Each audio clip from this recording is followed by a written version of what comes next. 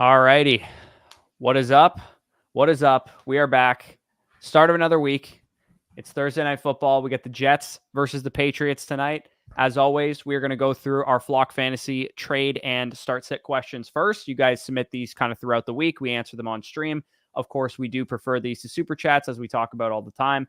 But let's get right into it, Danny. Let's start with Think Fast, Run Fast here. He has a trade question on the table for him. He would be getting Garrett Wilson and Drake May by the looks of it. It's a 2-quarterback league. It's listed down here. 10 He's teams. trading away Drake May and Garrett Wilson from what I see. Right. Okay. So it looks like it's a dynasty. It's a redraft league, but he has an early to mid first in there. So maybe this is a dynasty league and he just mislabeled this. He said competing team. Actually, I will add context to that. Mason basically said sometimes there's a glitch between when it says redraft versus dynasty. So if he's saying it in this regard and there's a pick involved, it's like 100% dynasty. Yeah, and he also says like competing team. I'm gonna move us here because we're kind of in the way. I have a clear side. Yeah. So Nico McConkey, early to mid first, Garrett Wilson. So I think Nico and Garrett at this point in time is probably a wash, give or take. I prefer Nico at this point. I prefer Wilson still, but it's definitely a wash in my opinion. So it's essentially Drake May for Zach Charbonnet, Ladd McConkey, and an early to mid 2025 first there. I think I lean the Drake May and Garrett Wilson side slightly. I think it's pretty close for me. There's no quarterback equity that you're getting in the 2025 class that rivals. He's got Stroud and Williams. Yeah, that's fair. That's a good point. Yeah, he does have CJ Stroud and Caleb Williams. That's a good point. Want the Nico side all day here because the way I look at it, as much as I love Drake May, at this point, if you know you're getting, I would say his value would probably be what 1.5 early, like a early to mid first, plus maybe either a mid to late or an early to mid second around there, give or take. Regardless, yeah, and I would rather him worth about that. I would say, give or take. And then you get a free Charbonnet, and also, like I said, I would personally still prefer Nico to Garrett at this point. Yeah, I love Garrett. I just think it's time Nico Collins is treated like a superstar, to be honest. Yeah, I don't disagree with that side of the trade. I just think I think it's more like the difficult part giving up Drake May, but it is also a 10-team league too, so you're going to lose a little bit of value on a quarterback like Drake, and you have Caleb Williams and CJ Stroud, like you said. Pretty fair deal. I would say there's no clear winner of this trade. Like it's pretty even for both sides. If you do want to do this, I would say like the winning side, I guess we're slightly leaning in this direction, given the team that he has constructed here, where Drake May is not as important to his team and that kind of thing. But I would say it's a pretty fair deal for either side. Should I go to the next question here? Yep, and then it'll automatically link to him when we answered it on stream. So perfect. Alrighty, so next question here comes from that Morris kid. We have Malik Neighbors, J.K. Dobbins. It looks like it's a redraft league here. He started 2-0. Do we trade Dobbins and Malik for Saquon and Puka here? So obviously, Puka you can afford to wait a little bit on because you're 2-0 at this point in time. Saquon is a huge up. Like I think you could make the argument that Saquon might be worth this package himself, to be honest.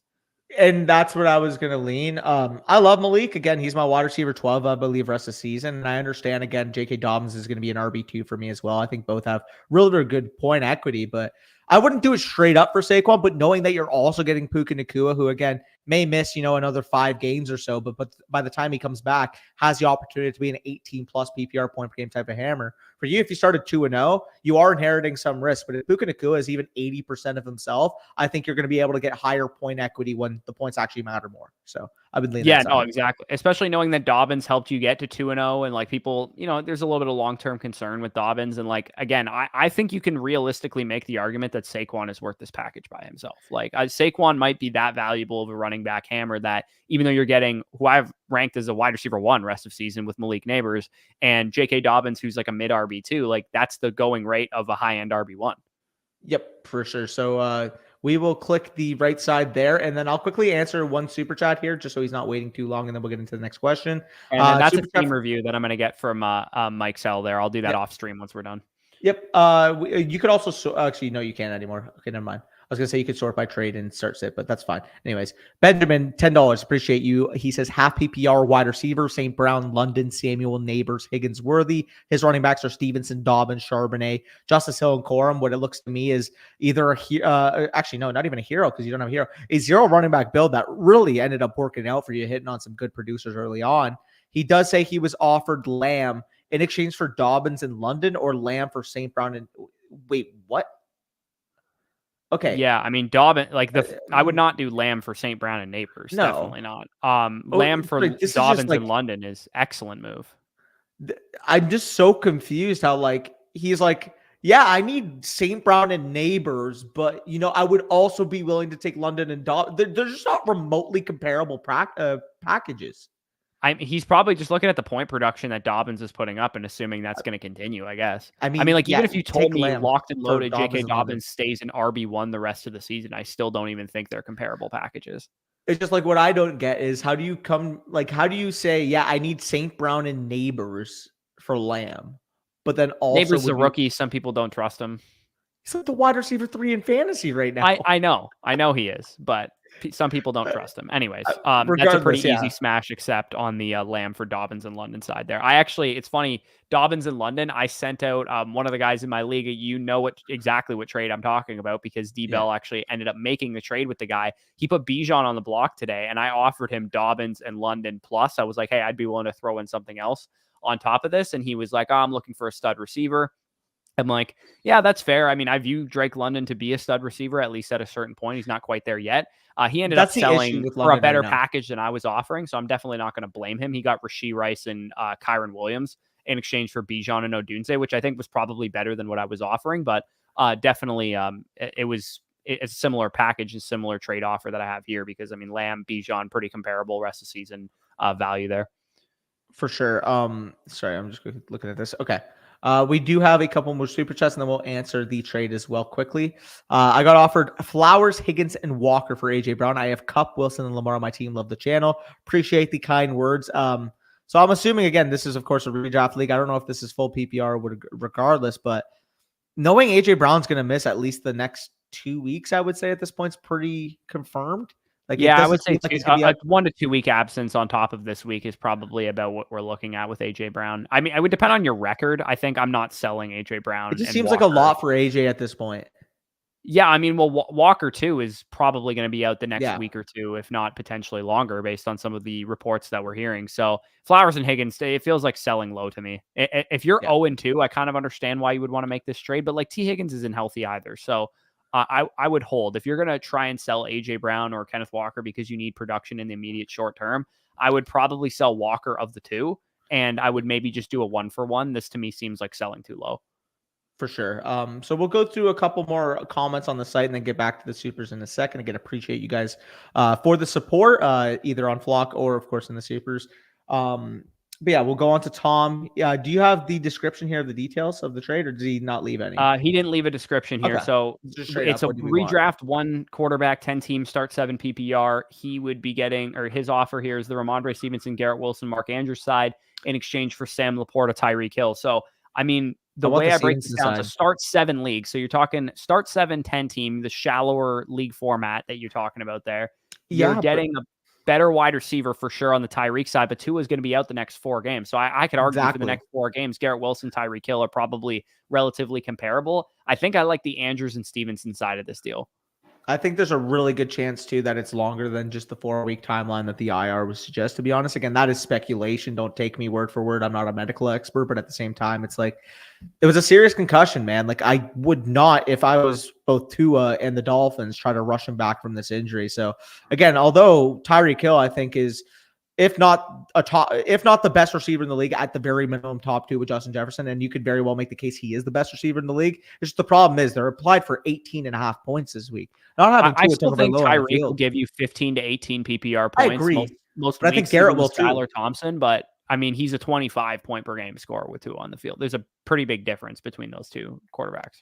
Yeah, so that for me, again, for the time being, knowing the circumstances involving Tua with Tyreek, I would consider that a wash. And like you said, I understand it is a shallow league, start 7 league, 10 team PPR, but at this point, has Laporta really provided a huge edge over Mark Andrews to merit giving up a guy in Ramondre Stevenson who's an RB1 in fantasy right now? I think you could sell Ramondre in a more efficient way. Yeah, no, I agree. I think if you were 2-0, this makes this deal a little bit closer because Laporta and Tyreek maybe have some more late season appeal than the rest of the side of your package. But like, I still think Garrett Wilson has a chance to rival Tyreek straight up, like in terms of overall production. And that's even with Tua on the field. Like, I think as the season goes along, him and Rodgers are going to develop a stronger connection. Hopefully that starts tonight because I'm playing him obviously with my Flock League team. But yeah, I lean with the Ramondre, Garrett Wilson, Mark Andrews side of things. You're still getting an elite tight end, or at least presumably an elite tight end, because nobody's elite in the tight end landscape right now. And then you also except for still Trey get McBride and Brock Bowers. Yeah, wide receiver 1 here, and at minimum a top 15 running back rest of the season, if not potentially an RB1 with Ramondre Stevenson, the way his workload's working. So let's move on to the next question from Anthony. Quick. What's up? Real quick, by the way, John, that's not going to be working in the chat. Again, I already put you in timeout. You're going to need a second to rethink that, but we're not spamming questions 7 times in a row. That's just not how this thing works. All right. Yeah, I don't see any options here. Have you ever seen this before? Refresh it, maybe? Or did he not fill it out? That would be very weird. Hopefully it shows up. Maybe he didn't fill it out.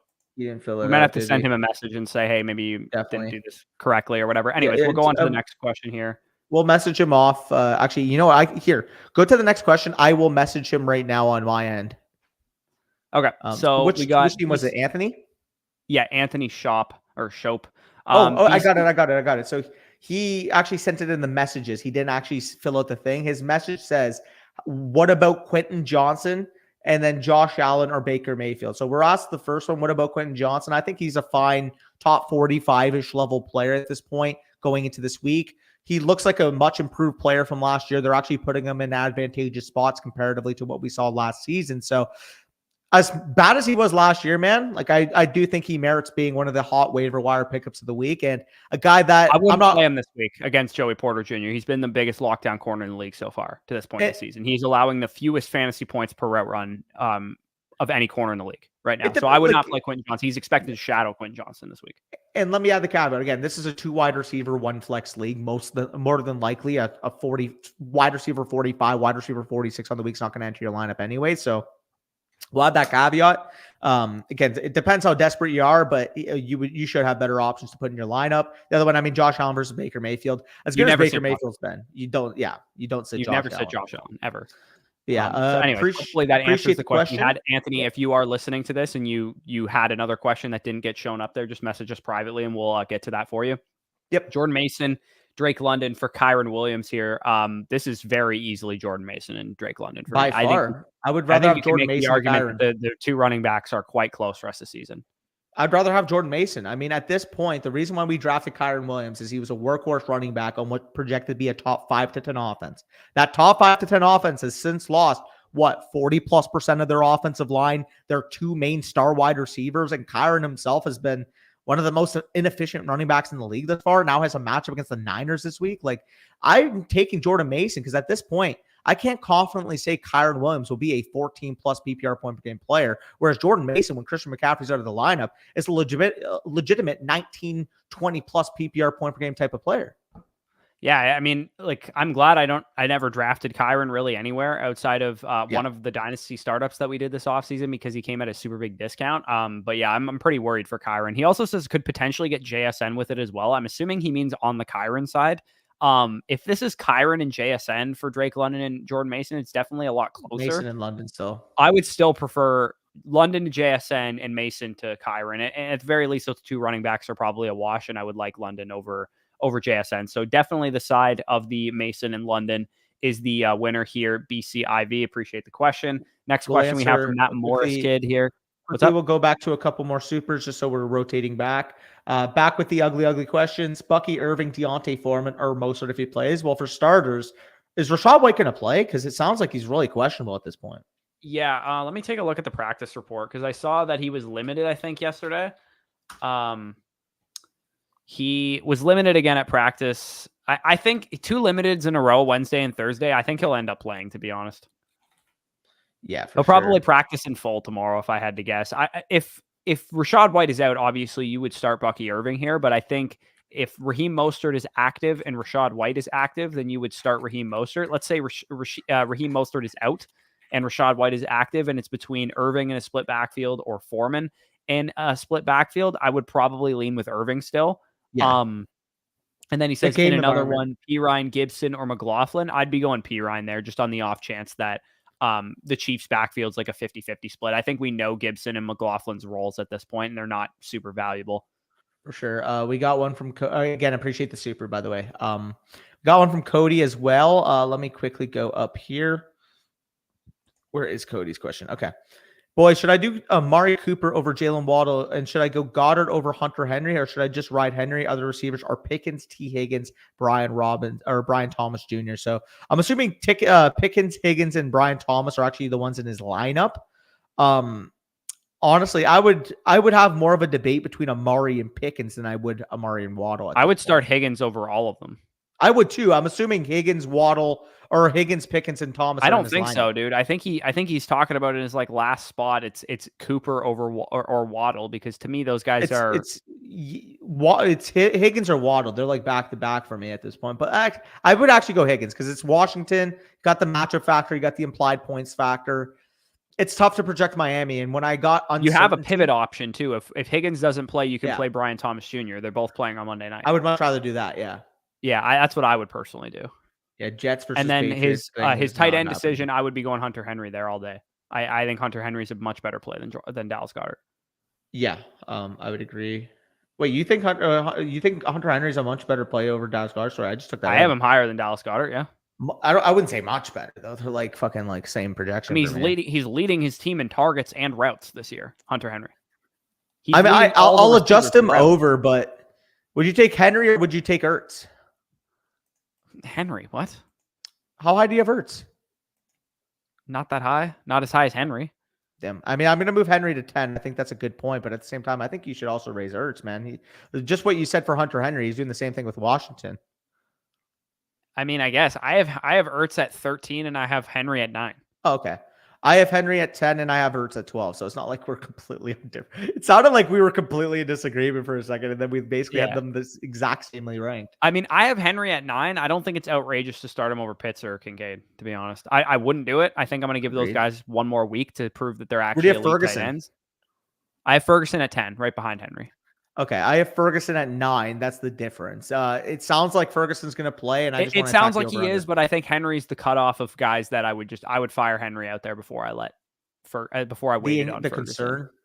Yeah, and that's solely because of the knee, right? That he plays a full allotment of routes. That would be the only once you get after Henry, there's not a whole lot of like full status workhorse route guys, anyways. Yeah, and I think that is fair. On top of that, too, not to mention. Here, sorry. Why are my week 3 rankings? I was gonna. Okay, never mind. I just pressed the wrong button. Login. Sorry. Go back to what I was saying. I was adjusting my rankings on Flock. I don't know. What were you saying? You got to. We were talking about Ferguson. Sorry, my apologies. Yeah, I did. Correct me. It does sound like he's going to play at this point. And like you said, again, it could be a limited route tree. Could be a limited snap. Oh my god, I'm fucking out of Snapple. Snap allotment, but at the same time, I want to target that game environment. So that's what I was trying to say. I'm sorry, guys. It's a long night. Anyways, Benjamin sends a follow-up here. Appreciate the double super here, Benjamin. He says, accepting Lamb for Dobbins in London all day. Not concerned about having a super weak running back core. Best 2 running backs would be Charbonnet and Stevenson and handcuffs. Yeah, I mean, dude, when you have the opportunity to cash out on a guy like J.K. Dobbins getting out to a hot start for like literally the guy that we had ranked as the best player in fantasy coming into the season, you have to do it. Like, I get not wanting to be weak at running back, but you figure it out later. If you want to sell Lamb for Bijan or Breece, go nuts. Like, literally go nuts. You have to accept this deal. Dobbins in London for Lamb is an absolute steal. Yeah, it's just too much value. I agree. Yeah, but like if you want to literally turn around and go sell CeeDee Lamb for Breece Hall or Bijan Robinson, you could always just go do that if you're worried about being weak at running back. So let's get into the other questions here. Let's rattle through these. That Morris kid says, redraft 1 quarterback, 12 teams, start 8. Start at 2-0, move JK and Nico for ARSB and David Montgomery. You already did the trade? So, I think he said moved. So I'm assuming that's what he's talking about. So he fair value. The Montgomery and St. Brown side by the looks of it. I think it's fair value, but I like the upside of the assets you gave up higher, to be honest. I'm the Dobbins guy, and I prefer the Montgomery and St. Brown side because I think St. Brown is still better than Collins. It's a safer projection. Montgomery is both like obviously he's a way higher floor than Dobbins, but he's also like pretty equal in terms of ceiling. Like it's somewhat of a split. I would disagree with that. With the Chargers. I think there's an off chance that Dobbins is a back end RB1 rest of the season. I think that's probably his ceiling. But like David Montgomery's like low end RB2, mid RB2. That's his range of outcomes. Like pretty much. See, I would agree. Now, I will say I think the upside is on the Collins-Dobbins side, which is why I would prefer that side. I disagree because I think St. Brown is the best player in this deal. And I think Nico is neck and neck with him. 23, 24 points a game. I don't think it's nothing Collins to do is not with putting up St. Brown numbers. I love Collins, but he's not. Him cracking 20 points per game would be his ceiling. St. Brown could put up 23, 24. Says who that he has an uncapped ceiling? Or sorry, that he has a cap ceiling.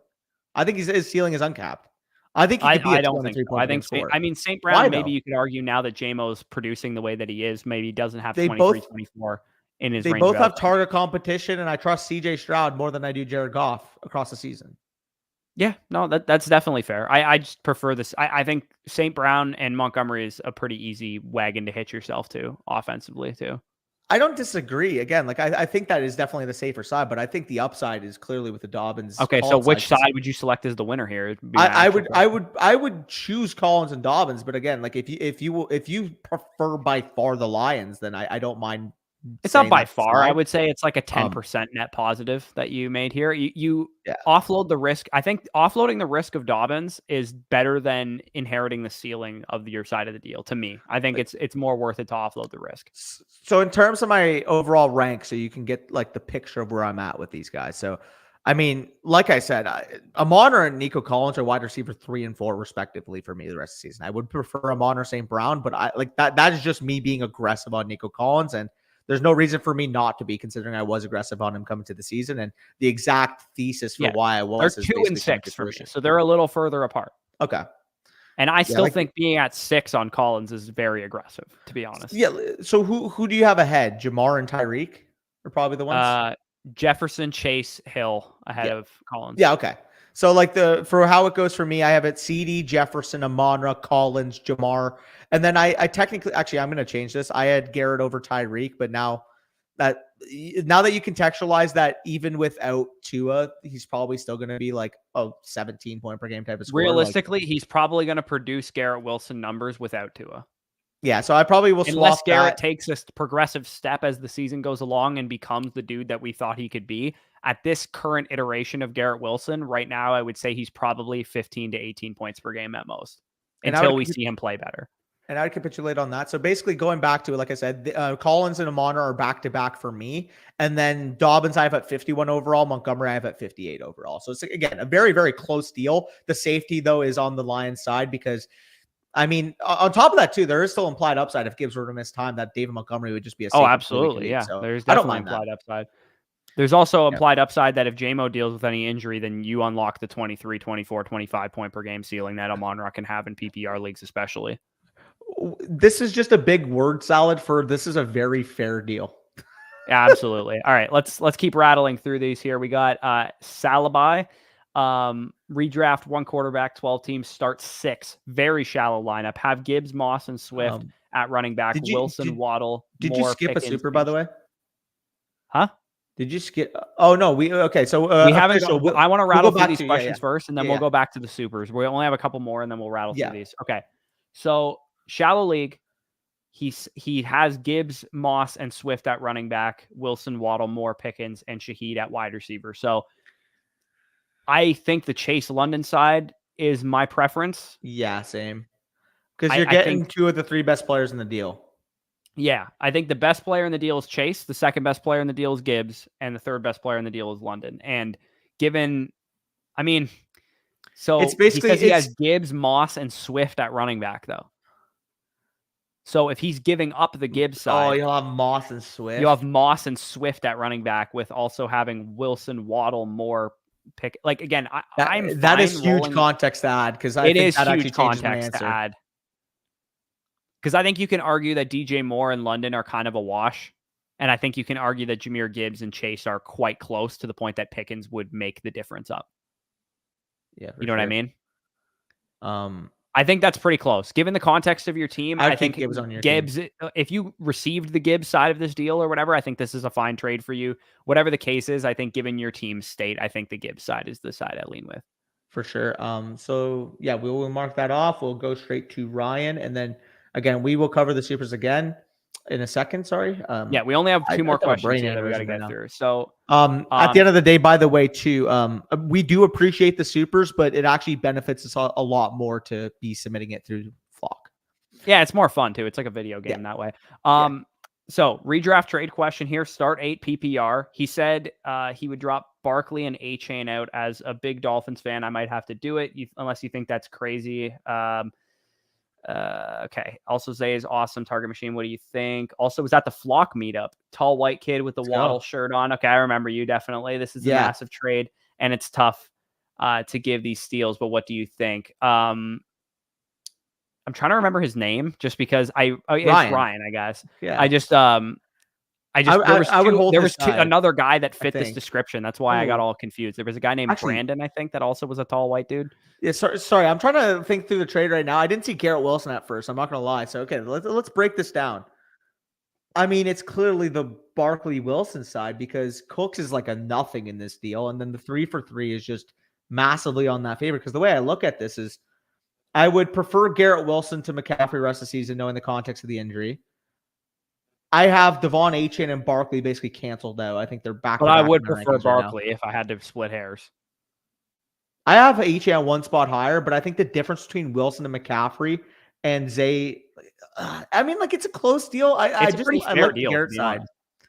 I like the Garrett side still, though. I know it just sounds. It's more so my pessimism on McCaffrey. Like I don't think he's going to come back anytime soon. Yeah. I'm pretty pessimistic on McCaffrey too. It makes me lean with the Garrett Wilson, Saquon Barkley side as well. Because like even though you're losing McCaffrey and maybe Zay or some depth here, you have one available hammer right now with Devon Achane because McCaffrey's not playing. You're acquiring 2 available hammers. And here's the other thing too is like you're kind of hamstrung on multiple fronts with the Achane side because Achane doesn't have his quarterback currently. Garrett Wilson, in my opinion, is the biggest buy low in all of fantasy at wide receiver. So you're getting him at a nice value, and Barkley appears to be one of the most elite workhorse backs in the league. And I feel slightly better about him than I do with Achane, but again, that's probably a wash. So to me, that is the Barkley side. Because also I've been pleasantly surprised with what I've seen from Pollard too. He looks a lot better this year. He does. I'm going to give him. I mean, I would prefer Flowers in a vacuum, but if you needed the running back help, I don't think it's outrageous to say that you would prefer Pollard. Especially if Flowers is one of your more depth receivers. So yeah, we go into the next deal here. Again, appreciate these the questions nonetheless. He would be trading away Josh Allen and Give me the Gibbs Kyler side all day. This is such an easy trade to evaluate. The only context would be, maybe if this is a super flex, even a super flex, I would be taking the Gibbs Murray side because if you're looking at it from a point per game perspective, Kyler Murray versus Josh Allen, we'll say Josh Allen's a 24, 25 point per game scorer. I think Kyler Murray can be a 21, 22 point per game scorer. And then at that point, as high as I am on Dobbins, if he finishes within 2 to 3 points per game of Gibbs, I'd be shocked.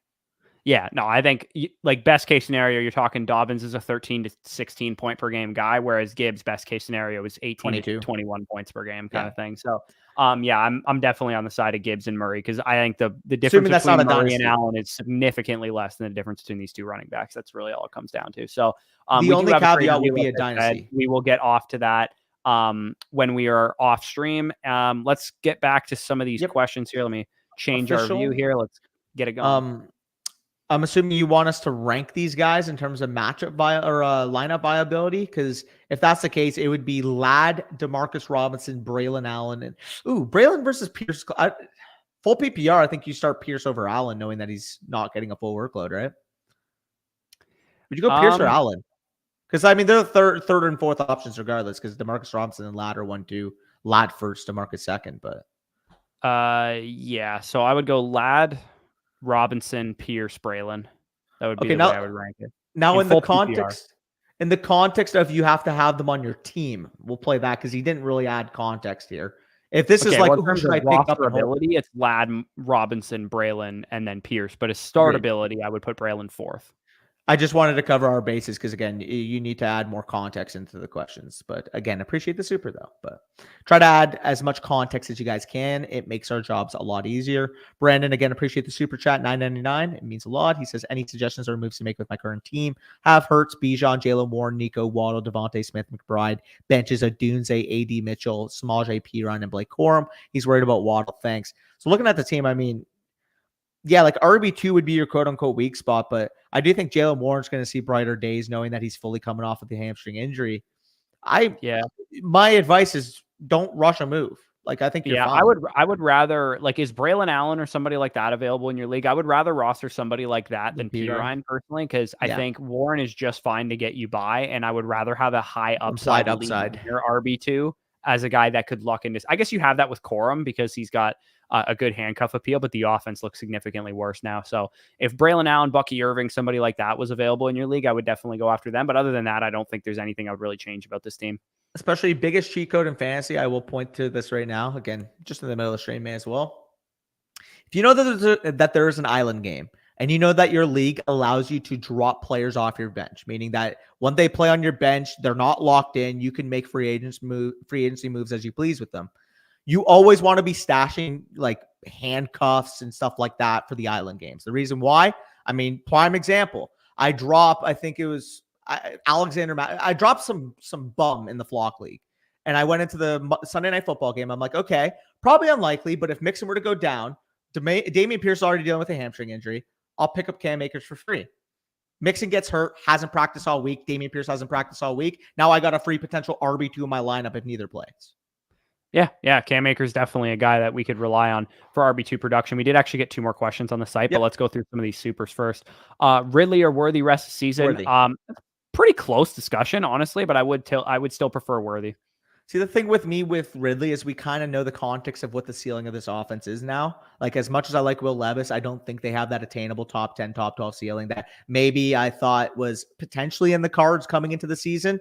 With Worthy, it's like, okay, he's a top 2 wide receiver with Marquise Brown out on the Kansas City Chiefs, and they just lost their starting running back. They're a team that's averaging 27 pass attempts per game right now, and they have Patrick Mahomes, Xavier Worthy, Travis Kelce, Rashid Rice as their wide receiver core. They have Carson Steele, Samaj P running in the backfield. I wonder where they're going to lean. They're going to throw the ball a lot more. I will say that we made the Jordan Love, Will Levis connection last year, and Jordan Love didn't really get his sea legs under him until about 6-7 games. So it is possible I still believe in Levis long term. It's possible, but also too, like, Hopkins kind of looms on Ridley as well, and Hopkins is just starting to get back to his full workload, and I think that's why we talked about as Ridley as one of the bigger sell highs that you could have right now. So I do prefer Worthy rest of the season, like you said. Just one more pair says need 2 flex, 12-man, half PPR, DJ Moore, Dobbs, London, Reed, Worthy, or Steele. So, I mean, to me, this is definitely London and Moore, probably. I mean, Reed would be semi-close because I do like Reed this week. I mean, Jordan Love playing. I would have Worthy over Reed for sure. I mean, this is going to be a debate with us every week. I am not starting Jaden Reed in my lineup until I see Malik Willis actually support a passing game. And what we saw last week. Well, Jordan Love might play this week. If Jordan Love plays, there's a completely different projection for Reed. I love Jaden Reed. It's more so just I hate Malik Willis. And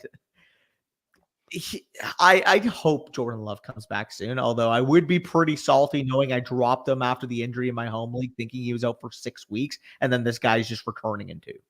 Yeah, I mean, it's definitely possible. I would say if Jordan Love doesn't play this week, or like he gets ruled out or something, you should send out some offers for Jaden Reed, because I think it's possible this dude's like legit a top 15 receiver rest of the season once Jordan Love is back on the field. I wouldn't disagree, brother. I wouldn't disagree. Half PPR, Reed, BTJ, Lad, PPR, Chase. Okay, so that's 2 different questions by the looks of it. BTJ, Reed, Lad is an interesting question. You probably disagree. I still have Reed the highest. You're insane. It's BTJ and it's not close. It's close. Like I have these guys separated. I have Reed 27, BTJ 30. So are you ranking with the context that Jordan Love is playing? Because that's the only I'm ranking him with the context that Jordan Love may or may not play. If Jordan Love is playing, he will be a top 24 receiver for me. If Jordan Love is not playing, he will be in the mid 30s, and I would probably prefer Brian Thomas slightly. Well, see, that's the thing. I have Brian Thomas Jr. ranked as my wide receiver 26 this week, and I have I have him Jordan at Reed. 30, which I think Yeah. is fair. And I would probably put Reed behind him if Willis is starting yet again. So the answer to this question, Pionio, it's tough to say right now. Monitor how Jordan Love is doing if he's going to play. He's not in an island game, right? He's 1 p.m., 4:25 p.m., right? What is the difference in time?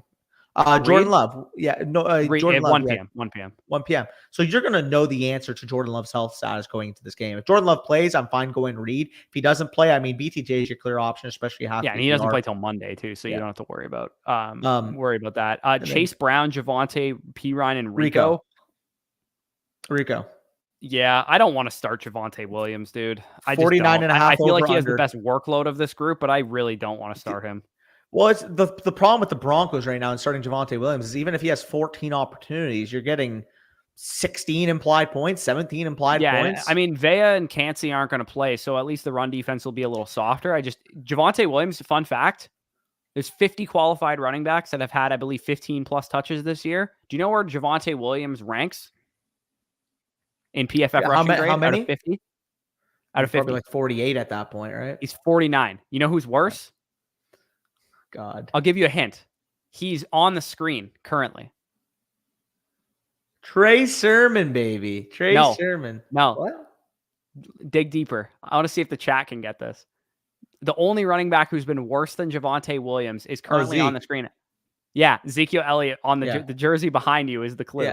Yeah, no. I figured once you said that. I was going to guess Zeke once you said, oh, how ironic is this? But I'm like, jersey. I thought you were going to look at the question and look for the name there. No, that's why I was like, I went straight to the Trey Sermon and the fucking behind you. That is Trey Sermon, right? Yeah, it's Trey Sermon. Yeah, okay. Fuck, we got to fire through these here. 50th overall is pretty harsh, by the way, Uzi. I don't think he's been that bad. He's been pretty bad. He hasn't been great, but like if you actually watch the games, like what they actually put him in for, he actually has done a solid job at doing. We might have to stop carries because we have a lot of questions here. Yeah, okay. Let's start to standard. Olave, Higgins, Worthy, JSN, Demarcus Robinson, standard. Cooper. I lost Pacheco, so I have to start Dobbins as Olave and Higgins. Olave and Higgins all day. I mean, in standard, JSN is going to lose quite a bit of value there, and I think it's a little risky waiting on Higgins in case he's not playing Monday. Sounds like he's playing. Don't really have a pivot option. I think the Chiefs are playing Sunday though, Sunday night, so you might have some more information to pivot to Worthy if you needed to. Yeah, the Chiefs Falcons. Cheeky shout out. He's in our listener league. Sir, baby. Side best ball 12 team Superflex tight end premium 1.75 start 11. Brees Etienne, Pat Fryermuth third, or Romo Dunze 2 firsts and a second. So the two ones in the second cancel out Brees for me, and then it's Odunze for Etienne, Muth, and a third. Odunze. I want the Odunze side, I think. Unless it would depend where those ones are. Yeah. To be honest. And also, where is your team currently? Are you trying to compete? Are you trying to tear it? I'm assuming you're tearing it down if you're trading for Odunze 2 1s and a 2. Yeah, and I'm assuming those are pretty appealing ones. So, I like that side value wise if you're going in that direction. But Brees Hall's a hard guy to get off of my team, to be honest. Sure. Traded Ridley, Downs, Algier for JSN, Ladd, Edwards, half point PPR. How we feeling, homies? Traded Ridley, Downs, and Algier for JSN, Ladd, and Edwards. I like that move. I mean, JSN's the most valuable guy in that deal, and you also get Ladd, who I could argue is the second most valuable guy in that deal. So I really like that. Yeah, I agree there. I tried getting rid of kickers, so I've been playing without one, and I'm 2-0. But for the question, Ridley, Brian Thomas, Pickens, start 2. I don't want to mess with Pickens this week. I mean, BTJ really is a clear one. Yeah, I'd rather start Ridley than Pickens this week, if I'm being 100% honest. I think the Titans have a pretty decent matchup. I do actually have Ridley ahead of Pickens. They are all really close, though. I have Brian Thomas 30, Ridley at 31, and Pickens at 33. So they're all really close. I have Pickens at 28. I have Ridley at 32. He's played well. That's what I come to. 18 times a game, bro. They're they don't throw at all. This is by far his easiest matchup of the season comparatively. It is, yeah. Games. He's actually looked pretty good. He has, but the Chargers have been good on defense, man. They're like a top 5 defense in DVOA. I know they played the Panthers and the fucking whoever else dumpster fire team that they played, but I don't know. I get that, but the Falcons caused the Eagles problems, and obviously Denver had Pat Surtain basically setting into the shadow realm. So, I know. I don't love betting on an offense that I think throws 20 pass attempts. And The like thing that is, game though, is like a lock to go under. It's like a 36-point over under, and it's slow pace, sharps on the under, and it's already like a 36-point over under. Like it's like the worst game no, that environment dude, ever. I'm not gonna lie, that game's gonna be like 13-10. Nobody's gonna Like I would rather 13-10. start Ridley in a game where the Packers secondary has been pretty shit so far this year, and Ridley just had a blow up game. So I think I would go Brian Thomas and Ridley. We can do a Ridley versus Pickens if you want. I don't have much conviction on it, to be honest. So I'll just let it slide. Okay. They're right, 28 and 32. They're the same play. Yeah, let's keep firing through here. We got half PPR, Hurts, Gibbs, Mason, Dobbins, Chubb, Charbonnet, so on and so forth here. Suggested moves, Coop and Diggs for Chase. Dude, if you can get Jamar Chase for Amari Cooper and Stephon Diggs, you smash accept on that type of deal. As far as other moves, I mean, Dobbins, again, we talked about him on the sell high video. Get Definitely to the site shop him, questions as see well. what you can get. Same goes for Stephon Diggs. Shop him, see what you can get. Other than that, I think you're pretty set at your other positions. For sure. By the way, we have to zoom. I know, we're zooming. Deontay Johnson, Carson Steele, or Lad McConkey PPR. I'm starting Deontay this week, dude. I think Dalton's gonna rise that offense. Their implied team total's too high, and he's gonna get the majority of the between tackles here for the Kansas City Chiefs. It's Carson Steele. In PPR, he has absolutely no receiving. Bet me right now, Steele versus Deontay Johnson, 4 catches for 50 yards is more points than Carson Steele's going to get. Legitimately. Bet me right now, Carson Steele versus Deontay Johnson. That's the freest bet of my life. He's going to get the between the tackles carries for a 24 point dude, that doesn't team. mean shit in PPR. For a 24-point implied team, it absolutely does, because it does. I'm telling you right now, Andy Dalton matters. 25 points against the Raiders. He's going to put up Andy Dalton is going to score 25 points on the Raiders. I guarantee they have a respectable offense this week. 25 is more than respectable. If you want to say respectable, 20 is fine. 25 is insane. Dude, Dalton and the Panthers are going to be back this week. Who's blocking Max Crosby? They have a top 5 offensive line. Dude, they're a solid offensive line. They haven't played against the Max Crosby yet. Yeah, they've also had a fucking absolute horrid quarterback for 2 games. They may have a top 5 offensive line. Have they ever played against a top 5 defensive player so far this year? I mean, they played against Joey Bosa last week. He ain't Max Crosby, brother. No, he's not Max Crosby, but Joey Bosa plus Khalil Mack's a tough pass rush to go up against. It's a fine pass rush. It ain't Max Crosby. I mean, the Saints have a good pass rush too. Not Max Crosby. Yeah, no, that's fair.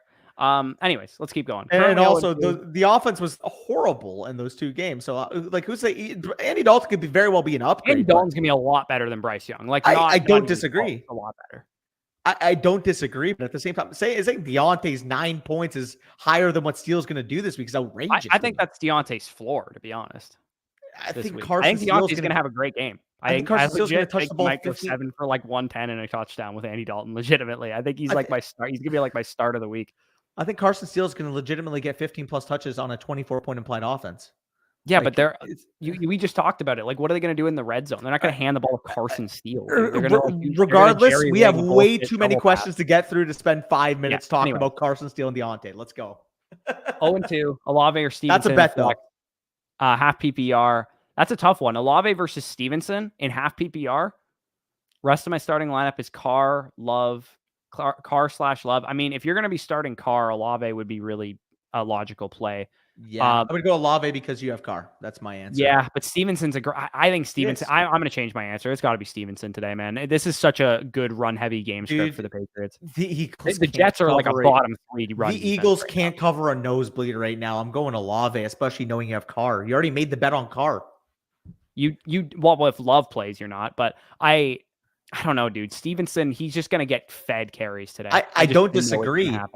They have a low implied point total offense, and Olave is in one of the highest shootout games of the week. All right, Stevenson versus Olave. Let's run it PPR, up. Another one. Half PPR. Write that down. And Steele versus Deontay. We got to zoom. Okay. Yeah. Dylan, find his question, and then I'll go to the next one here. Yep. I'll answer this one, and then when you find it, pull it up. Raheen says PPR 12 team: Carr, CD, Rice, Waddle, JMO, JSN, Higgins, Achane, so on and so forth. Been trying for an RB2. I mean, dude, you're fine at running back. You have, Achane, Dowdle, Brown. That's a classic me and Danny. Dude, Achane, Dowdle, Brown, and Jonathan Brooks is almost exactly how my home league team is built. I have Breece Hall, Dowdle, Brown, and Jonathan Brooks. I know it's gross that you have to start Rico Dowdle right now, but you'll be okay. Like, you'll be okay. If you want to shop some of your receivers, Jameson Williams or whatever, for a running back, go ahead and do it, but you're probably fine. Anyways, I agree. That was a big discussion, but we got to go. Okay, did you find Dylan's question? He doesn't even have a question. It doesn't show up here. Okay, Dylan, if well, you have a question, feel free to leave it down below. But like, it is like nowhere yeah, to we be got it. found in the Okay, live chat right Foreman, now. Mostert, or Akers, given Mixon out. If Mixon is out, you play Akers. If he's not, then if Absolutely. Mostert's playing, you play Mostert. Okay, let me get my screen back on the Yep. on the And shit here. Dylan, we didn't skip your comment. You just didn't have a question here, so feel free to leave it down below because I can't find it anywhere. Yeah, just re-ask the question, Dylan, and Yeah. we'll get to it. Okay, so we got one more here from Tiger. Drake London, J.K. Dobbins, Trey McBride for Saquon Barkley. He says, looking to go for an elite running back with my Brees Hall of Puka on IR.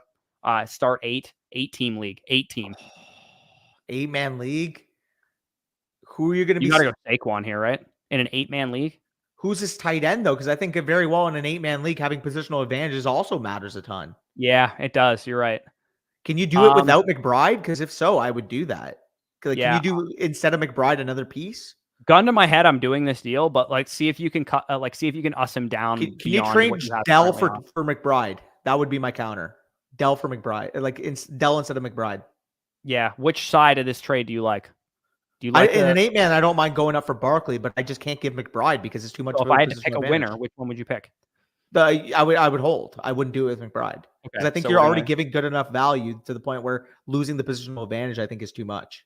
Yeah, no, I don't disagree with you, to be honest. Next question here is from Mixel. Again, we will get to your team review. Chase, but I love Rasheed. This is Jamar Chase, even though I like Rasheed Rice. If you guys want to know how close they actually are at this point, I would still rather have Jamar Chase, but we're looking at wide receiver 5 versus wide receiver 9 rest of the season. I moved Rasheed Rice into my top 10. Yeah, I have him 4 and 9, so they're really close for me too. All right, I've been trying like hell to get Jamar Chase in a bunch of my leagues. I can't do it. Nobody wants to give me him. Let's see what we got from Flash Matrix here. I have Dobbins that I can plug as my RB2, he says. So he would be giving up both James Cook and Jahmyr Gibbs, but he has Dobbins on his bench, Kyle Pitts.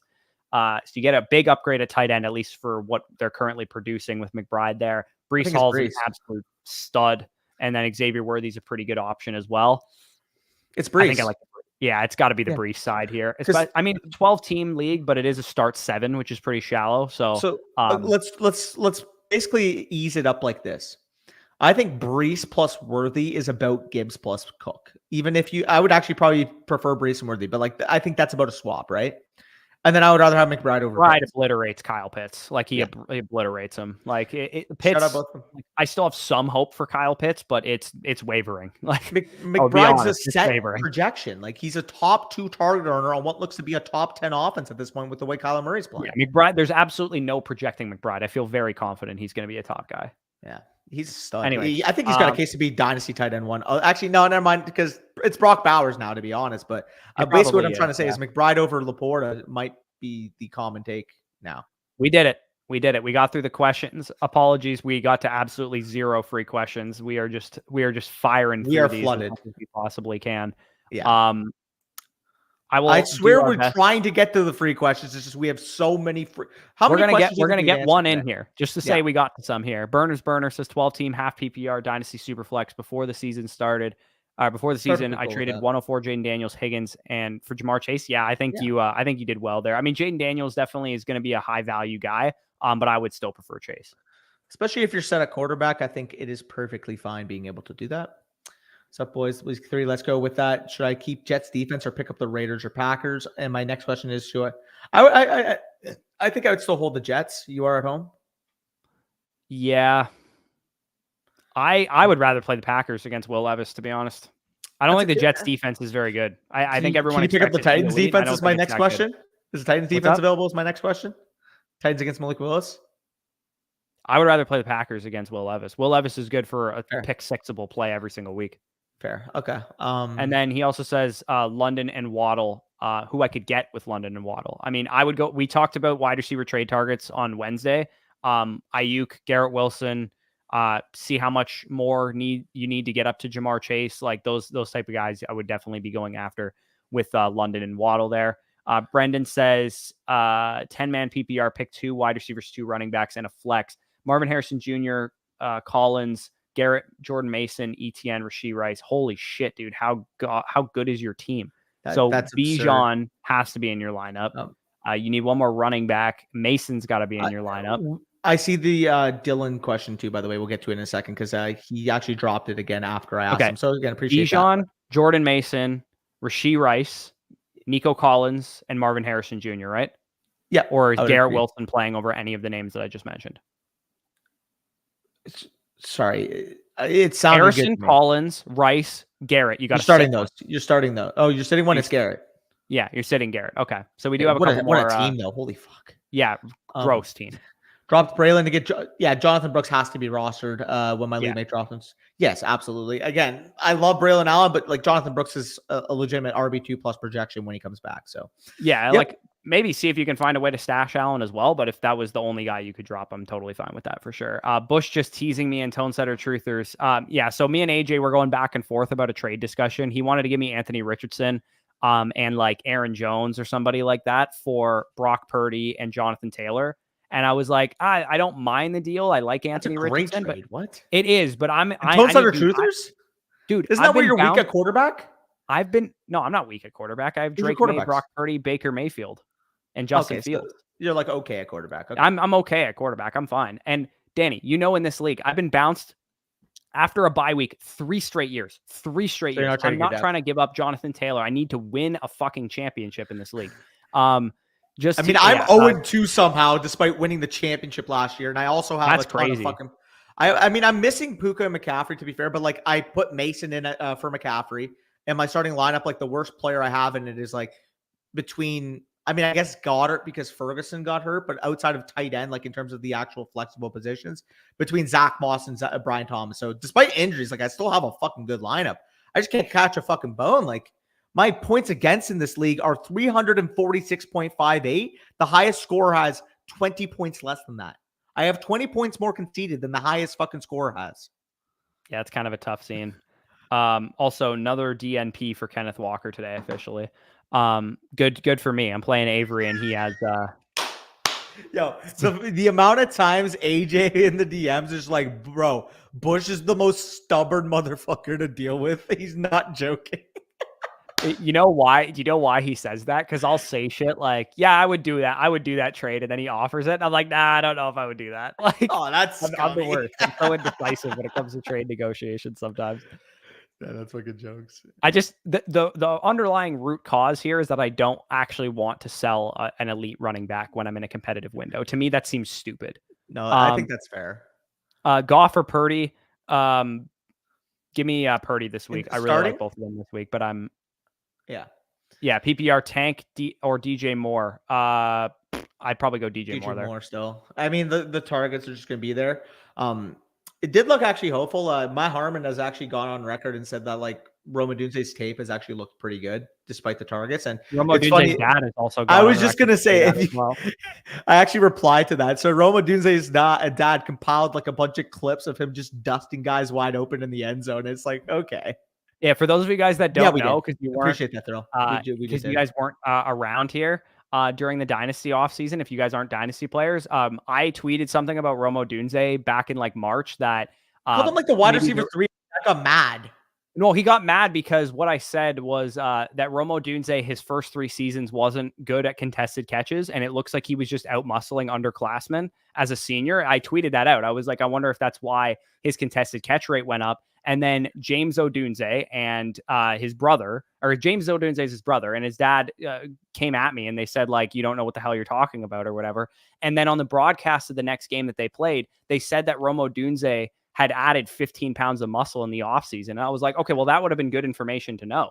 I just assumed he was mossing kids that were, freshmen or whatever. And he had a great season. And obviously I still loved Roma Dunze, the prospect, but they like literally came at me. And I was like, oh, Jesus, I didn't realize I pissed off the entire hive.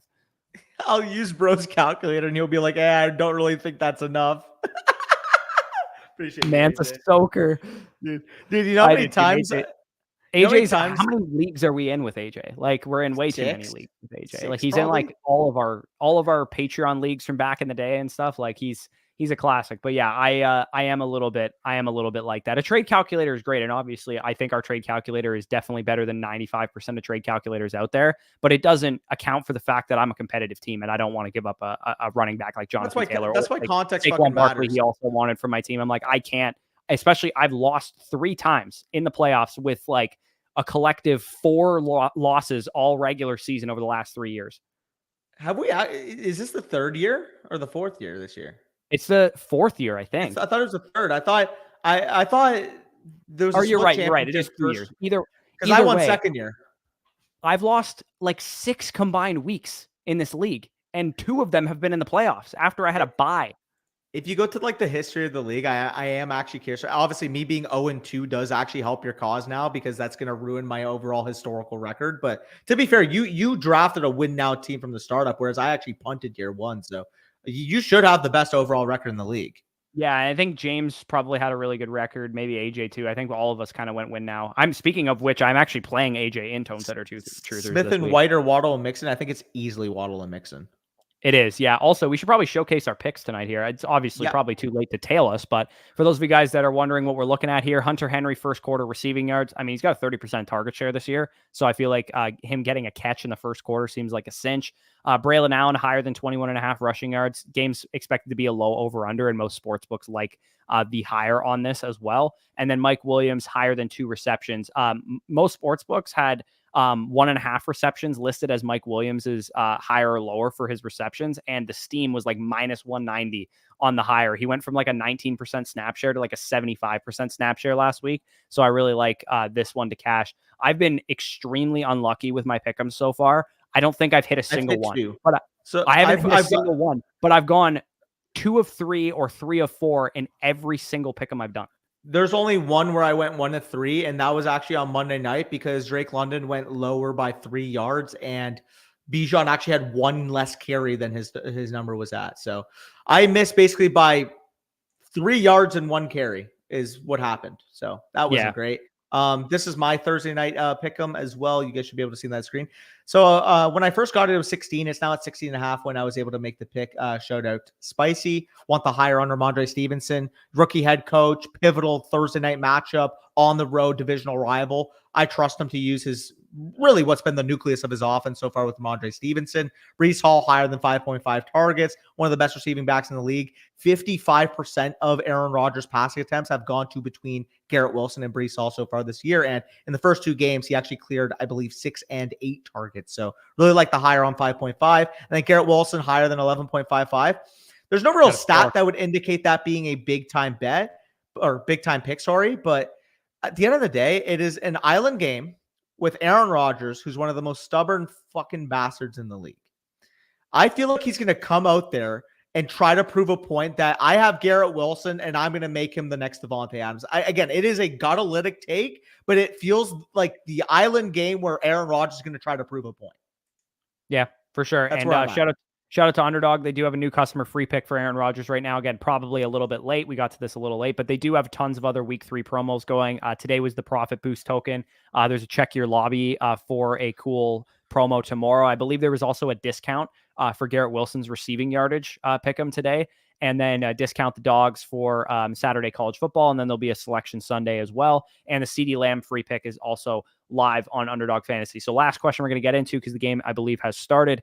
AJ says, y'all still don't like JMO, AR, or Burrow in Dynasty. So I would prefer Richardson over Burrow in Dynasty, but I still really like Burrow in Dynasty. And then we definitely have changed our tune on Jameson Williams. And we're doing a Dynasty rankings update, and Jameson Williams is going to be one of the bigger risers, I would imagine. For sure. I think you can make the case about Burrow versus AR at this point because you might be like a little bit more concerned about the long-term job security, but at the same time, we're more pro A-Rich at this point. We've seen the big plays. We've seen the fantasy ceiling. So I just believe in Steichen enough to point that that's where I'm at too. And I really do have some question marks about Anthony Richardson as a quarterback, but if he didn't have Steichen, I'd be a lot more worried. You know what I mean? 100%. And again, I agree with you on that regard, but I can understand why somebody would take Burrow because it's just also just from a pure fantasy standpoint. Like he's just a much easier projection than Burrow. 5 years younger, right? And night and day. He's 5 years younger, I believe. Burrow 96. I mean, 6 point per passing touchdown leagues would be a little bit closer, but like Anthony Richardson in bad games, like will have like an average game of Joe Burrow's.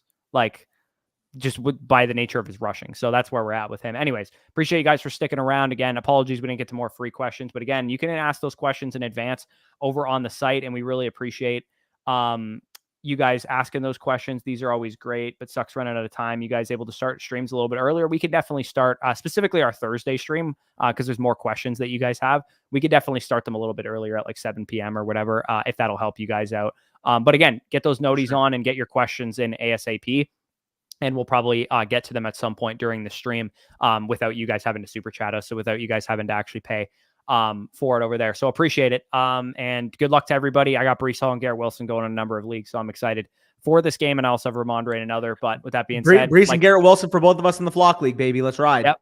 Like the stream, subscribe, all that good stuff. Garrett Wilson already has a catch for 5 yards. Let's go. Anyway, go watch the game. Absolutely. Peace out. Take care. We'll talk to you soon.